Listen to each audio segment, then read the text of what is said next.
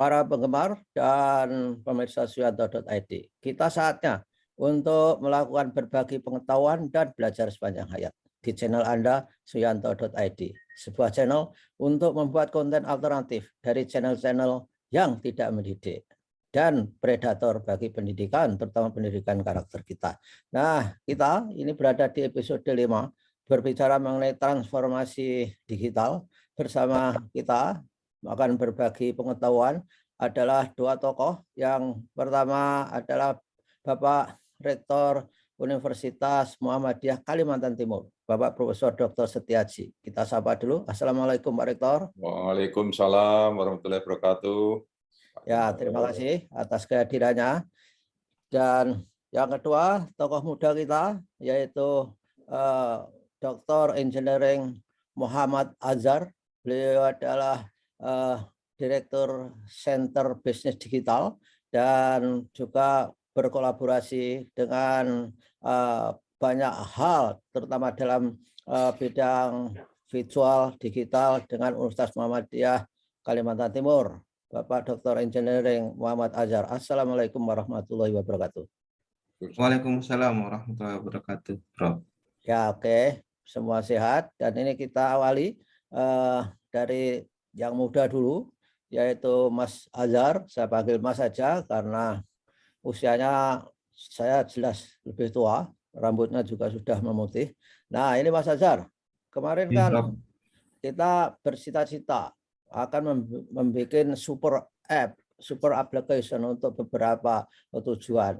Ini apa yang sudah dihasilkan dan dilaksanakan oleh siapa, kemudian bagaimana prospeknya, Mas, ketika kita membuat aplikasi, platform, dan sebagainya. Mas Azhar. Ya, untuk saat ini kita telah mencoba mengembangkan suatu aplikasi yang barusan di-launching kemarin oleh Sekretaris Umum PP Muhammadiyah, Prof. Abdul Muhdi, di mana aplikasi ini kita libatkan unsur dari kampus atau dalam hal ini adalah UMKT untuk melakukan aktivitas bisnis digital dalam satu aplikasi yang kami beri nama Foodimo. Nah,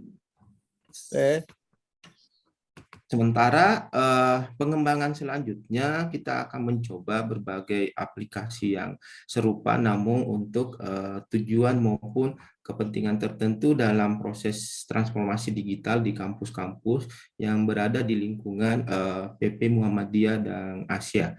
Nah, ini akan kita coba create, ada geraimu, kemudian ada doktermu dan ada gurumu. Nah, semua aplikasi ke depannya ini tentunya juga akan melibatkan proses pembelajaran yang inovatif, di mana ada proses MBKM dan juga ada proses yang bisa menjadi suatu potensi untuk melakukan bisnis digital dan melibatkan semua akademisi dalam proses digitalisasi industri dan kolaborasi bersama dengan mahasiswa dan juga masyarakat yang ada di lingkungannya.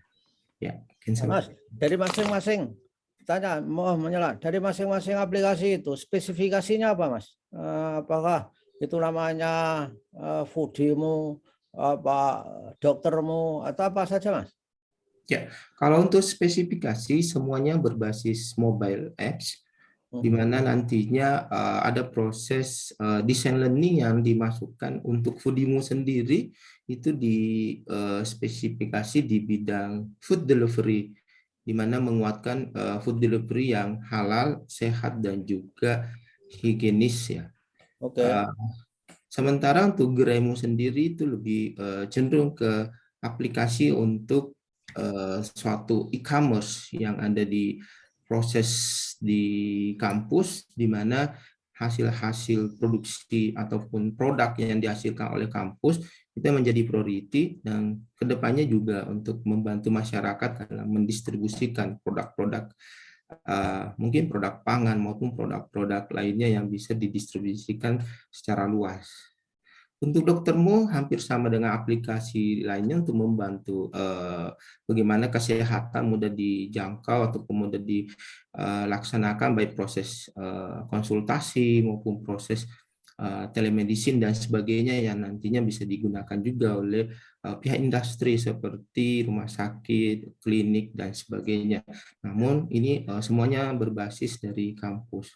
Dan yang terakhir adalah ada gurumu, di mana gurumu ini memiliki proses pembelajaran yang inovatif bagi semua sekolah-sekolah, utamanya di bawah lingkungan Universitas Muhammadiyah se-Indonesia untuk melaksanakan proses pembelajaran yang dinamis juga, namun proses personalisasi dari gurumu ini menjadi sebuah bagian yang penting untuk pendidikan anak-anak di Indonesia ke depannya. Seperti itu, Prof. Oke, luar biasa. Mas, gimana? Itu semua saya tahunya itu berbasis Android atau apa bisa di-download di mana? Dan kalau saya mau download, apakah juga harus ke Play Store seperti aplikasi-aplikasi yang lain atau harus memiliki link tersendiri, Mas Azhar? Ya sama sih seperti dengan aplikasi lainnya berbasis Play Store.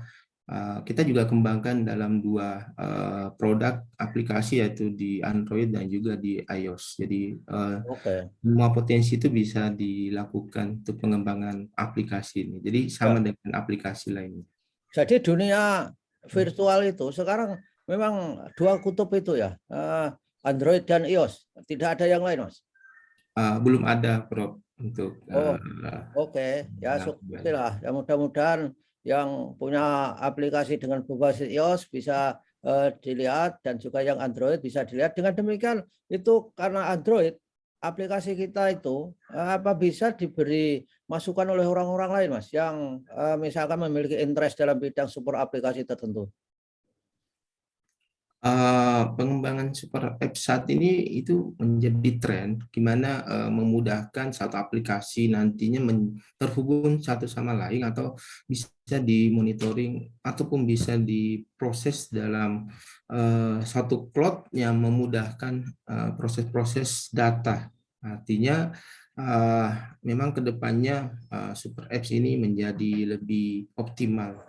Sehingga penggunaan di masyarakat pun hampir Indonesia sendiri kan memiliki presentasi pengguna mobile apps tertinggi ya. Oke ya, karena penduduk Indonesia itu yang sudah terhubung dengan internet sudah 180 juta. Ya, mudah-mudahan support app kita menjadi berjaya dan diminati masyarakat sehingga bisa mendampingi support app yang lain, platform yang lain, sehingga netizen banyak memiliki opsi-opsi. Nah, sekarang terima kasih Mas Azhar. Kita ke Pak Rektor. Halo Pak Rektor, gimana Pak Rektor dengan proses bisnis dari aplikasi-aplikasi itu semua? Gimana caranya dan strateginya setelah kemarin diresmikan oleh Sekjen PP Muhammadiyah Mas Mukti, Profesor Dr. Abdul Mukti. Gimana Pak Rektor? Ya, jadi kemarin 41 rektor Muhammadiyah kumpul di Samarinda, ya, dan itu mereka berkomitmen untuk membuka cabang-cabang mengenai aplikasi yang sudah jadi. Itu kan Budimu, yaitu pembelanjaan online khususnya makanan. Kemudian PTM-PTM lain akan menjadi cabang sehingga pemain dalam bidang ini di setiap kota diharapkan itu bermunculan. Kemudian UM Purwokerto juga bekerja sama dengan Mas Azhar CS untuk membuat Gereimu, ya, semacam juga toko online yang non makanan ya, biasanya itu beraneka barang ragam.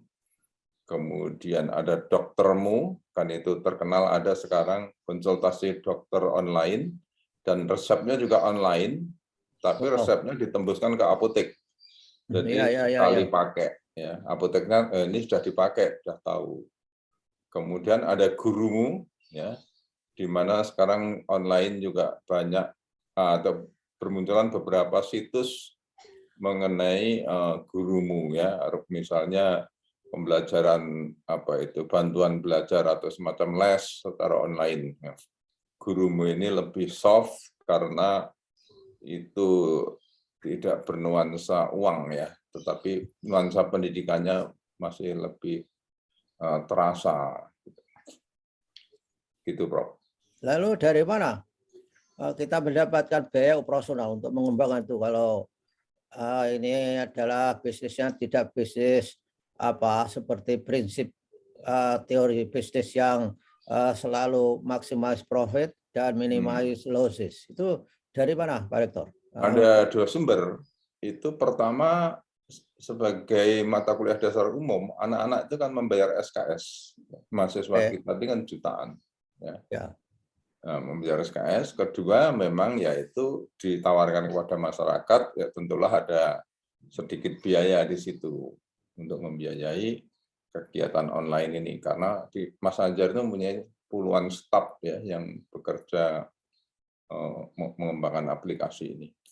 Misalnya ditawarkan masyarakat supaya ikut gotong royong. Wah, ini values yang luar biasa seperti profil Pancasila, Pak Rektor, itu gotong royong. Ya itu maksudnya semacam ada biaya les sedikit. Misalnya bagi para masyarakat yang ikut berpartisipasi dalam aplikasi kita itu di-charge produknya, misalkan saja 10%, karena aplikasi yang ada charge-nya itu 25%. Kalau kita charge 10%, saya kira jauh lebih murah, Pak Rektor. Seperti itukah prakteknya nanti? Iya. Untuk Foodimu ini charge-nya rata-rata kan 20-25% ya. Foodimu ini hanya 10% aja, 10-12%. Kemudian untuk gurumu itu tentulah ada semacam biaya les ya, biaya les, tapi kita setting menengah ke bawah. Ya. Karena aplikasi ini sebagai MKDU, sebagai mata kuliah dasar umum, anak-anak ini ya sudah bayar SKS. Dan bagi anak-anak mahasiswa kita ini adalah pengetahuan kepada bisnis proses dari suatu startup. Kalau buat startup itu prosedurnya ini.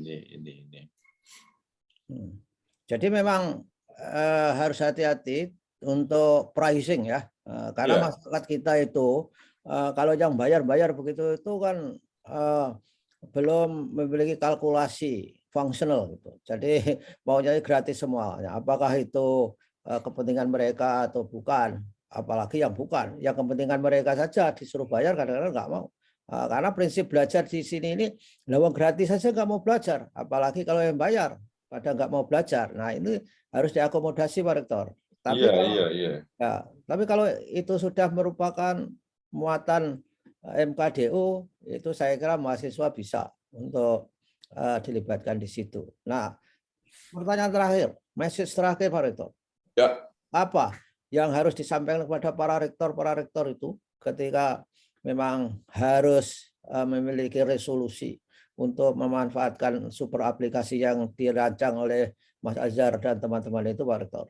Pak Rektor. Ya, kita ingin mengenalkan kepada Pak Rektor bahwa situasi sudah berubah, ya, dan mereka kami ajak misalnya ke perpustakaan digital itu, mereka senang dan ingin juga mengkopi di daerah masing-masing.